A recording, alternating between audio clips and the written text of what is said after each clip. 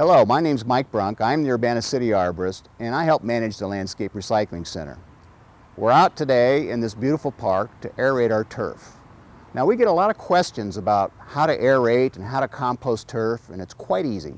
So I want to show you the step-by-step process of getting oxygen to the roots, how to spread the compost across the aerated area, and then taking advantage of both those steps and overseeding your turf area.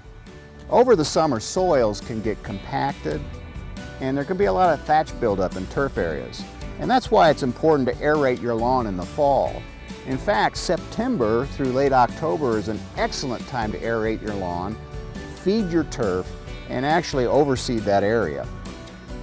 To get started, you're going to need an aerator and enough garden compost to spread about a ½ inch layer over your yard. 1½ cubic yards will cover about 1,000 square feet at a ½ inch depth. So just figure 1½ yards for every 1,000 square feet. If you don't have an aerator, you can always rent one from a local rental store. Now you're going to want to spread the compost after you aerate. And the point to remember is it doesn't have to be surgically accurate because you're going to be doing this every year and you'll eventually get a good even layer from year to year over your turf. You might also want to have some grass seed on hand because after aeration is an ideal time to overseed your lawn. Now that I've given you the whole picture of the process, let's do this step by step. Before we start to aerate or pick the day to aerate, we have to decide if the soil moisture is adequate. So if we've had a ½ inch to an inch of rain within the week of the day you're going to aerate, then I think we're good. But if we haven't, I would put a lawn sprinkler out and try to lay down about a ½ inch to an inch of water the day before you decide to aerate. Now that we're going to start to aerate, you'll want to work your aerator well through the entire yard.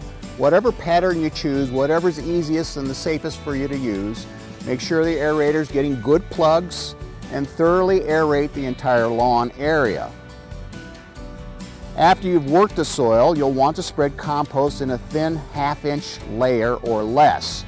Now you can use a drop spreader, or if you don't have that, it's easy just to scoop a shovel and wheelbarrow. You can sprinkle it as you walk, or you can take that scoop shovel and just really fling it out into the yard, depending on what size yard and what method is easiest for you.